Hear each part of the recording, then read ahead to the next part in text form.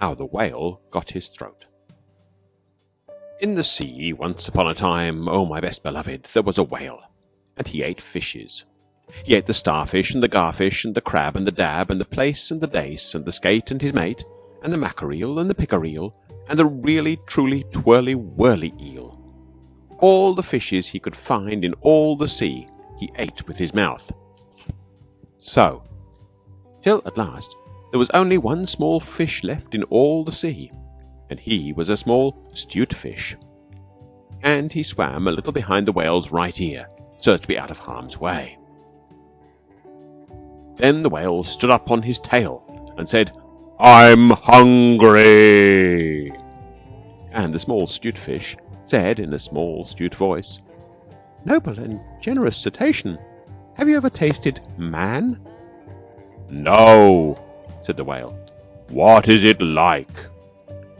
"Nice," said the small 'stute fish. "Nice, but nubbly."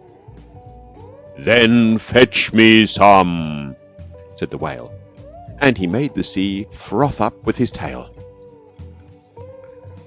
"One at a time is enough," said the 'stute fish.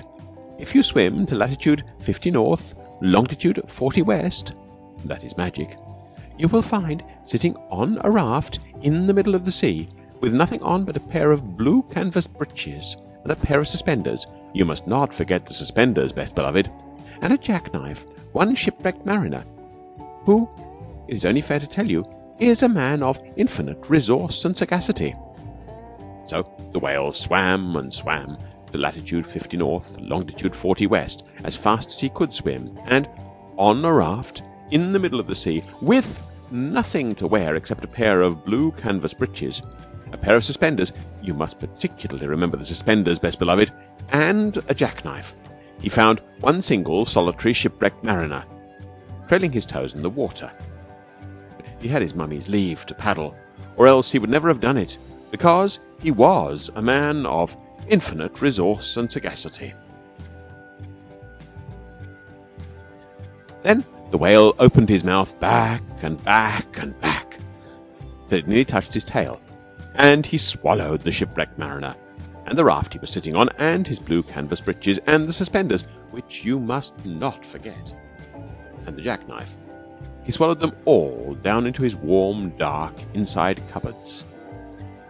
Then he smacked his lips, so, and turned round 3 times on his tail.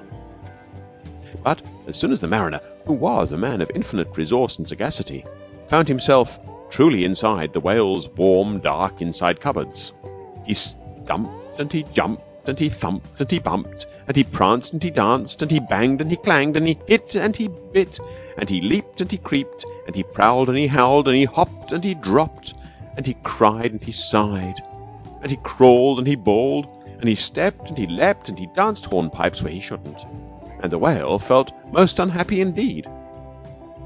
Have you forgotten the suspenders? So he said to the 'stute fish, "This man is very nubbly, and besides, he is making me hiccup. What shall I do?"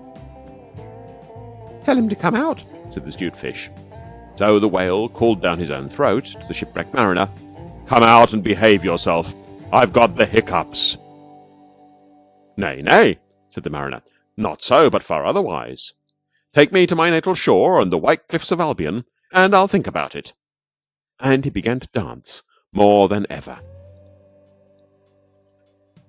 "You had better take him home," said the 'stute fish to the whale. "I ought to have warned you that he is a man of infinite resource and sagacity."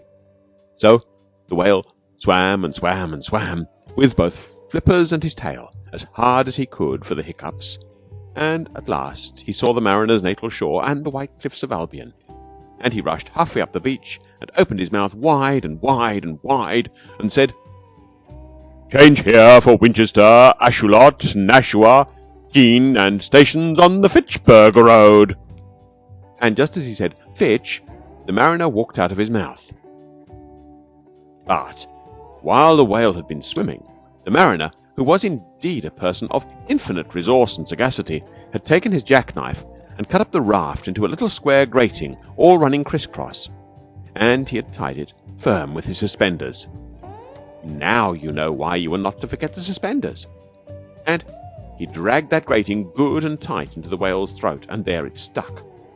Then he recited the following shloka, which, as you have not heard it, I will now proceed to relate. "By means of a grating, I have stopped your eating." For the mariner was also an Hibernian. And he stepped out on the shingle and went home to his mother, who had given him leave to trail his toes in the water. And he married and lived happily ever afterward. So did the whale.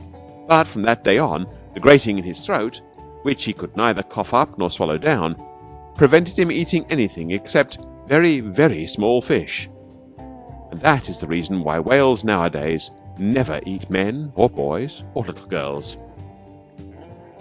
Small stutfish went and hid himself in the mud under the door-sills of the equator. He was afraid that the whale might be angry with him. The sailor took the jackknife home. He was wearing the blue canvas breeches when he walked out on the shingle. The suspenders were left behind, you see, to tie the grating with. And that is the end of that tale. When the cabin portholes are dark and green because of the seas outside, when the ship goes whop with a wiggle between, and the steward falls into the soup tureen, and the trunks begin to slide, when Nursey lies on the floor in a heap, and Mummy tells you to let her sleep, and you aren't waked or washed or dressed, why then you will know, if you haven't guessed, you're 50 north and 40 west. Descriptions of the pictures by the author. 1.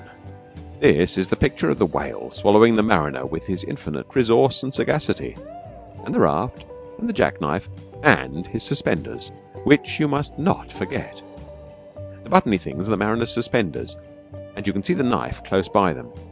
He is sitting on the raft, but it's tilted up sideways so you don't see much of it. The whitey thing by the mariner's left hand is a piece of wood that he was trying to row the raft with when the whale came along. The piece of wood is called the jaws of a gaff. The mariner left it outside when he went in. The whale's name was Smiler, and the mariner was called Mr. Henry Albert Bivins, A.B. The little stutfish is hiding under the whale's tummy, or else I would have drawn him. The reason that the sea looks so ooshy-scooshy is because the whale is sucking it all into his mouth so as to suck in Mr. Henry Albert Bivins, and the raft, and the jackknife, and the suspenders. You must never forget the suspenders. 2. Here is the whale looking for the little stutfish, who's hiding under the door-sills of the equator. The little stutefish's name was Bingle. He is hiding among the roots of the big seaweed that grows in front of the doors of the equator. I've drawn the doors of the equator. They are shut. They are always kept shut because a door ought always to be kept shut. The ropey thing right across is the equator itself, and the things that look like rocks are the two giants Moa and Koa that keep the equator in order. They drew the shadow pictures on the doors of the equator, and they carved all those twisty fishes under the doors. The beaky fish are called beak dolphins, and the other fish with the queer heads are called hammer-headed sharks. The whale never found the little stutfish till he got over his temper, and then they became good friends again.